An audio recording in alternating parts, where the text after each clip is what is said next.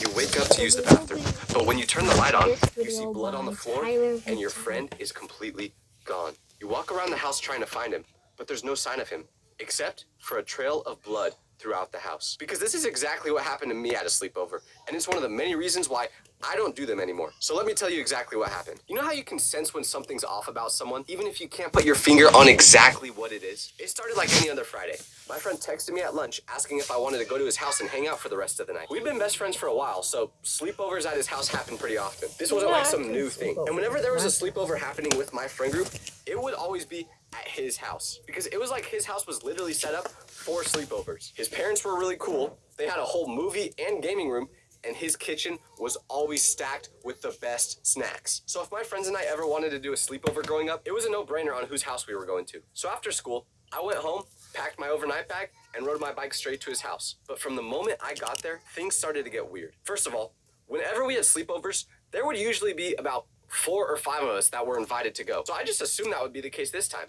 But when I arrived, I was his only friend there. I asked if I just happened to be the first one to get there and if others would be coming soon, but he said, no, I just invited you. That was a little strange to me considering that we had never had a sleepover, just us two together, but we were pretty close friends, so I didn't really pay it much mind. But then things started to not make sense. Because as I'm putting my stuff down inside his house, making myself comfortable, something was off about him. He's normally this super energetic guy that's bouncing off the walls, yapping his face off about something funny that happened at school or one of his favorite sports teams. But this day, he had a really low energy. And that might not seem too abnormal, but for him, it was. Especially considering the fact that we were having a sleepover together. Because as every person knows, growing up, a sleepover is your Super Bowl. There is literally nothing you look forward to more as a child than going to your friend's house, pulling an all-nighter, and doing crazy stuff that you'll regret in the morning, like drinking a full bottle of soy sauce. Don't try that, by the way. My stomach has never been the same since I attempted it. I'm not kidding. So this made me confused because if my friend wasn't feeling good or if there was something actually wrong, why would he even invite me over in the first place? So I start to question it a little bit. But hey, I'm at a sleepover with my homie, so I just tried to enjoy it. So we went up to his gaming room and started playing a racing. Went up to his gaming room and started Paul loved. But every few minutes, in the middle of the game, Jake would pause it, lean back in his chair, and take a super deep breath. I asked him if he was okay, but he just shrugged it off and said that he was fine. The weird thing was how he kept touching his left side. He'd be holding his controller with one hand and then putting pressure on his ribs with the other. And every time he would take a deep breath, his face would scrunch a little bit, like it almost hurt to breathe. When I told him that I could clearly see something was up, I asked him what was going on, and he told me that he just got hurt at soccer practice and it was no big deal. Made sense to me.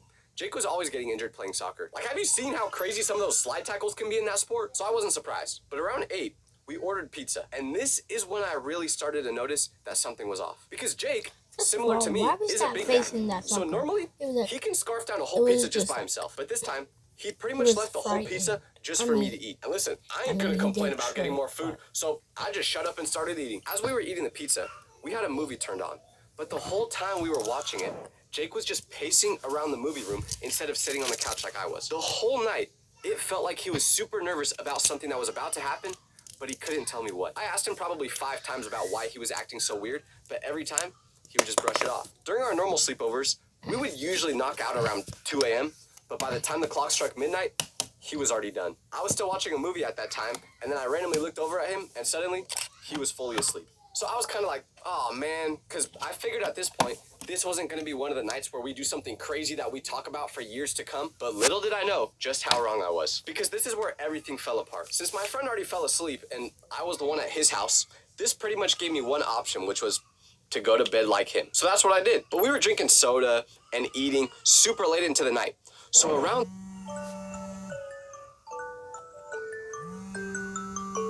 3 a.m., I had to get up to use the bathroom. Now, we were in Jake's movie room when we fell asleep, but when I woke up, he wasn't there. My first assumption was that he must have woke up at a certain point and went to his own room so he could sleep in his own bed. But then I saw something that changed this theory. Because when I turned the light on to see where I'm going, that's when I noticed blood. And not just a little bit of blood, a lot of blood. And it was in the exact same spot where he fell asleep. Now, I knew something was wrong. So I run out of that room as fast as possible and into his room so he can offer an explanation as to what's going on. But when I get there, he's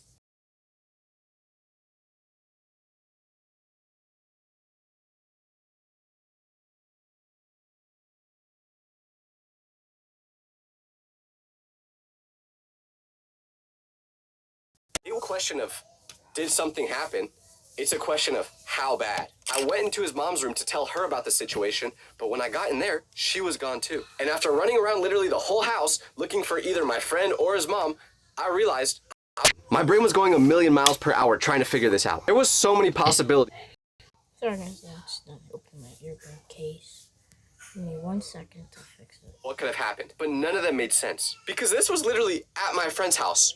So if they just happened to leave, why would they leave me here alone? With that in mind, and the fact that there was a trail of blood going throughout the house, I knew that something bad went down. This left me with two options.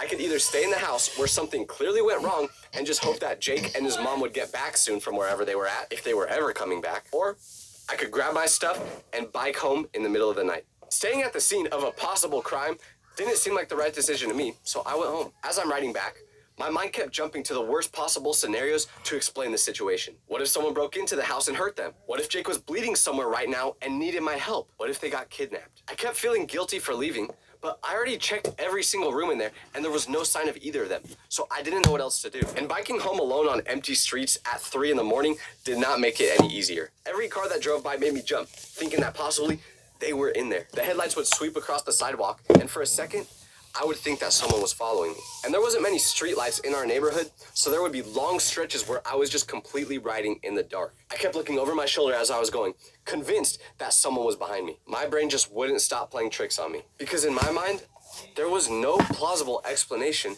for what just happened. Especially considering the fact that I was still there, waking up in their house, alone. So the guilt was eating me alive every second. What kind of friend leaves when their best buddy might be in serious trouble and is literally bleeding? And I know what you're all thinking.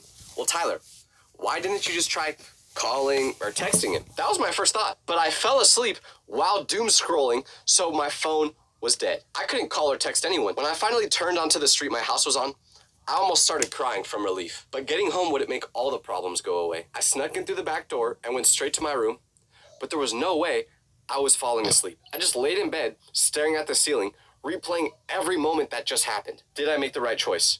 Was Jake okay? What was gonna happen when I tried contacting him in the morning? Eventually, I'm finally able to fall asleep that night. But when I woke up the next morning, I'm Ami Song, and this is my collection with Lulu and Georgia. If I were to describe my style, I would say I tried contacting him in the morning. Eventually, I'm finally able to fall asleep that night. But when I woke up the next morning, things only got worse. Because the first thing I did after opening my eyes was grab my phone to text Jake. My hands were still shaky from the night before, and I'm typing out this message to see if he's okay. But when I hit send, my heart sunk.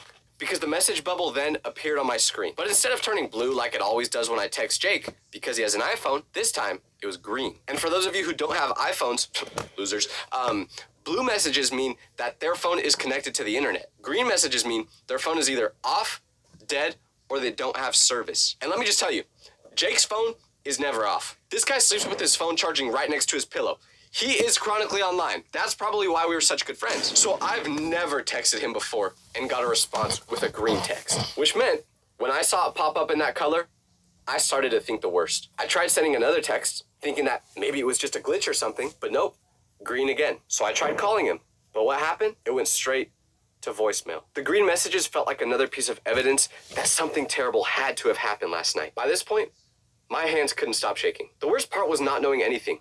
Jake and his mom disappeared last night without a trace, and I had no idea what was going on. There was no rational explanation. I tried looking at Jake's social media to see if maybe he posted something, but he hadn't posted since the day before. And just to give you guys some context, Jake is literally one of those guys that will post anything on his story. This man could be preparing to take a dump on the toilet and he will literally post about it. So the silence on his social media was another bad sign. It was literally like him and his mom just disappeared overnight. So knowing that I just couldn't let this situation go, I knew once again I had two options. Number one, call the police, tell them everything I know. Didn't seem like a bad idea, but what did I really know? Before knowing any further details, I wasn't really trying to do that.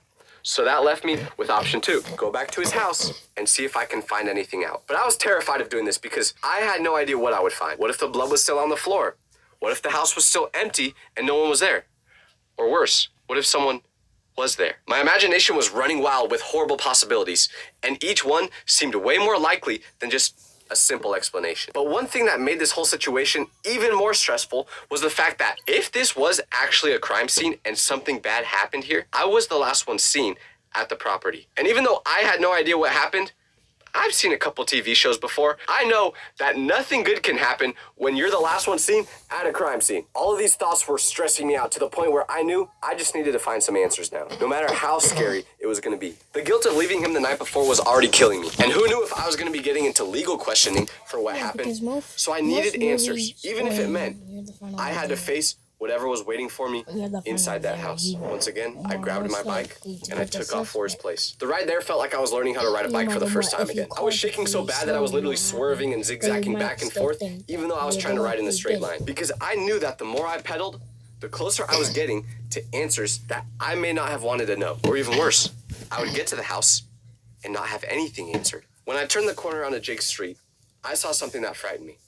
A car sitting in his driveway. I honestly didn't know whether to feel relieved or even more confused. Part of me was like, okay, someone's got to be home, so everything's fine, right? But another part of me was thinking, that car was not there last night. So I'm sitting there at the end of their driveway, trying to build up the courage to knock on the front door. What was I supposed to say? Hey, just making sure that you guys are alive. Oh, you are? Okay, cool, thanks. That sounds pretty crazy, but I couldn't just ride away without knowing what happened. Or what if I knock on that door and someone just kidnaps me like they did to them last night? If worse came to worse, I was about to be put on the back of a milk jug, and that's pretty cool. So I walked up to that front door and knocked on it. But within 5 seconds of opening it, I see a shadow come towards the door and look through it. What happens next? Jake's mom opens it. I was shocked to see her, but she looked even more shocked to see me. The look on her face was a mix of relief and confusion that I'll never forget. Because when we first make eye contact, she goes, "Oh, thank goodness. We were so worried about you." So I'm standing there thinking, you were worried about me? I'm the one who's been panicking for the last 12 hours, wondering if you guys were alive or if you got kidnapped or something worse. So she invites me in, and I'm looking around the house trying to make sure that everything is in order. The living room looks exactly like it did the day before. No signs of a crime scene. No police tape, nothing that would explain the horror movie that I just lived through the night before. But then I'm thinking about that blood in the hallway. And now, this is starting to feel like a scene from the movie Get Out. Everyone's acting normal, as if nothing crazy was going on behind the scenes. I knew something was up. So I ask her where Jake is, and she says that he's upstairs. So I say, "Oh, can I go see him?" She responds by saying, "No, not right now." Then, she asks me the question that makes my brain short circuit. She says, "Where did you go last night? We looked for you for a while, but you were completely gone." So now I'm just thinking this is one big inside joke that I must not be in on, because I was the one looking for you. But because we both seemed confused, I explained to her what happened that night from my perspective. The blood on the floor, waking up to find everyone gone, searching the whole house, walking home in the dark. I told her about the green text messages and how scared I was that something horrible must have happened. And she's listening to all this with her eyes getting wider and wider. And now I can tell she's realizing how bad she just messed up last night. Because this is when she explained what actually happened. Remember how I said Jake was touching his side all night and wincing? Turns out he got stitches a couple days before that. But Tyler, why would he hide this from you instead of just saying it when you got there? Good question, person in my imagination. Well, the real reason is he had a tumor removed and he didn't want to scare anyone thinking that it could have been cancer. Well, okay, that explains why he was acting weird the whole night, but why was there blood on the floor? She explained that too. Jake moves a lot in his sleep. And around 2 a.m., he got up and noticed that his stitches broke open. He must have been doing too harsh of movements while in bed, and it tore them undone. So when he woke up, he was bleeding pretty badly. His initial reaction was obviously run to his mom's room and tell him what happened. And when he woke his mom up, she decided that they needed to get to the emergency room as fast as possible. Okay, that seems rational. But why would they leave me at the house alone? Well, Jake's mom said they figured it would be a quick trip to get him restitched. And when they saw me sleeping, they figured it would just be better to leave me alone and not wake me up. I was still sleeping on Jake's couch, and they thought they would get back before I even noticed anything. They weren't planning for me to wake up at 3 a.m. Jake literally left a trail of blood throughout the hallway and throughout the house that made it look like someone died if you didn't have any context. Now for the next explanation, why was Jake's text messages turning green? Well, obviously, when his stitches broke, his phone wasn't the first thing on his mind, which, honestly, if that happened to me, I probably would have got a couple scrolls in before I tried fixing it. But for a normal person, he wasn't thinking about this. And his phone died the night before, so he never charged it. That's why all the messages were going green. That's why my calls went straight to voicemail. He had no way to contact me even if he wanted to. His mom didn't have my number, and Jake didn't know mine by heart, so there was no way for them to get to me. And why wouldn't Jake's mom let me see him in the morning? Well, obviously, he had a long night. So he was up there sleeping and she didn't want to wake him up. Jake's mom kept apologizing to me, saying how traumatized I must have been from the experience. And yeah, I was, but it's not her fault. And it's times like this where I remember just exactly why I never leave the house. I mean, the video's So we're okay. watching I short liked it, dramas on but TikTok now? Sign me up, I anyways, hear you say. And why wouldn't it's a you good want to get in video. on this? TikTok is now hosting I like any it. kind of short drama you could want to But watch. They got revenge, they got romance, they got corporate you intrigue. guys should watch It's super it simple. Download yourself. TikTok, search So, yeah. short drama, and then Hope just you guys scroll like this until video. you I find didn't one that really suits your react to fancy anything, and but enjoy. I You just can listened. thank me So, later. bye.